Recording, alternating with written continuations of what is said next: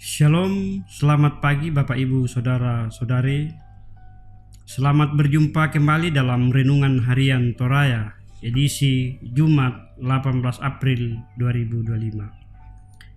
Kita bersyukur oleh karena pemeliharaan dan penyertaan Tuhan, sehingga pada saat ini kita masih diberikan waktu dan kesempatan untuk menikmati hari baru, hari karunia Tuhan. Mengawali segala kegiatan kita hari ini, mari bersama-sama mengambil waktu sejenak untuk belajar firman Tuhan. Bacaan kita hari ini terdapat dalam Hakim-Hakim 9 ayat 7 sampai 15. Sebelum kita mendengarkan dan merenungkan firman Tuhan, mari kita berdoa. Bapa yang penuh kasih, di pagi yang penuh berkat ini, kami datang ke hadapan-Mu dengan hati yang bersyukur. Engkau adalah sumber hikmat dan kekuatan kami, penuntun di dalam setiap langkah kehidupan kami. Kiranya hadirat-Mu menyertai kami saat ini.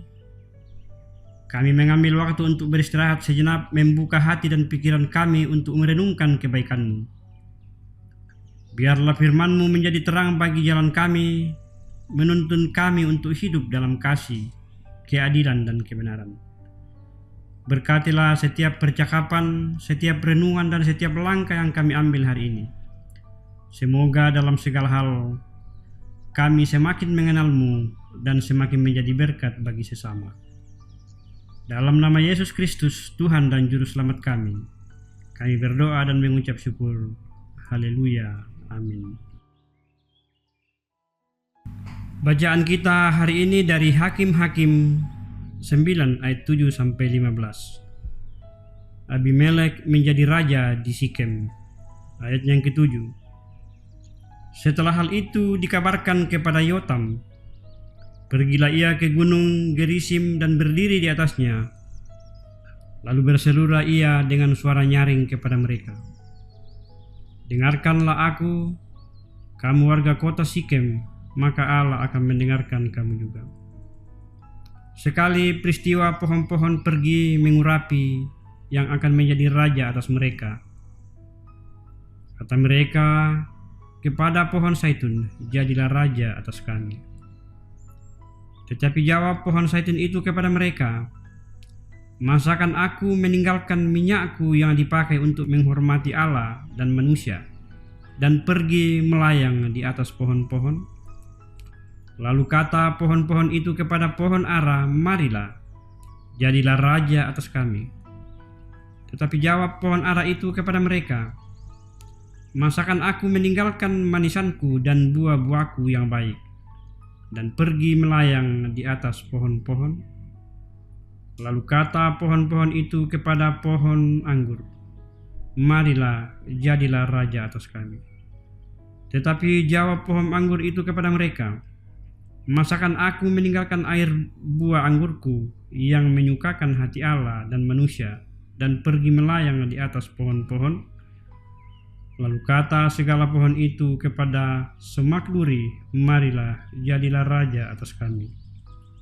Jawab semak duri itu kepada pohon-pohon itu, "Jika kamu sungguh-sungguh mau mengurapi aku menjadi raja atas kamu, datanglah berlindung di bawah naunganku.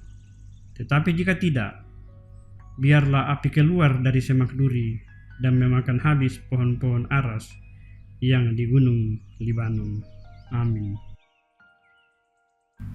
Renungan kita hari ini diberi tema yaitu pilihan Tuhan. Bapak Ibu yang dikasihi Tuhan, ambisi yang besar menguasai Abimelek, anak Gideon dari seorang gundik di Sikem, untuk menjadi raja. Untuk mewujudkan ambisinya, Abimelek harus menyingkirkan 70 saudaranya. Lalu bertindak dengan sadis, seorang dari anak Gideon berhasil melarikan diri dan selamat. Itulah Yotam yang tampil memprotes sikap orang Sikem yang sepakat mengangkat Abimelek sebagai raja. Dan apa yang akan terjadi pada Abimelek? Abimelek menggunakan kiasan pohon untuk menjadi raja di antara pohon yang lain. Pohon zaitun, pohon ara, pohon anggur, dan semak duri. Nampak bahwa pohon-pohon berharga dan bernilai tinggi tidak mau menjadi raja atas pohon-pohon yang lain. Memilih untuk tetap melaksanakan fungsinya masing-masing dan tidak mengejar kekuasaan. Kiasan ini menggambarkan Gideon yang menjadi pemimpin di Israel, namun tidak mau memerintah sebagai raja. Dan sampai kepada anak cucunya dapat menjadi raja bila bersedia. Sebab hanya Allah saja yang menjadi raja atas Israel. Bertolak belakang dengan semak duri yang tidak bernilai namun tampil arogan menjadi raja. Menggambarkan Abimelek yang ambisius sebagai raja dan dampaknya bagi rakyat. Abimelek yang ambisius mati dengan cara yang sadis sebagai balasan atas kejahatan yang dilakukannya dan gagal menjadi raja. Kegagalan ini menunjukkan bahwa tidak ada raja di Israel kecuali atas pilihan Tuhan.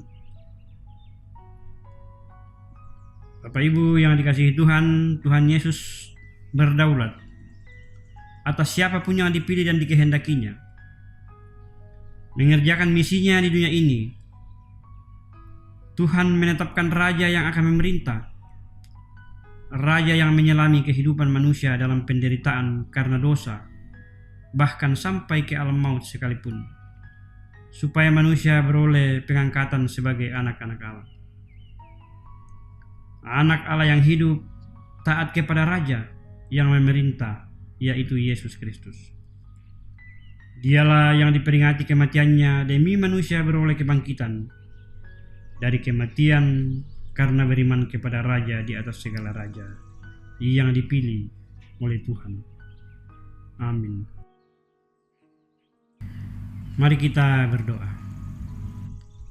Bapa yang Maha Kasih, kami bersyukur atas segala hidup yang Engkau berikan kepada kami hari ini. Atas semua kesempatan untuk berhenti sejenak dan merenungkan kebaikan-Mu. Engkau adalah sumber hikmat dan kekuatan kami. Dan hanya dalam hadirat-Mu kami menemukan damai sejati.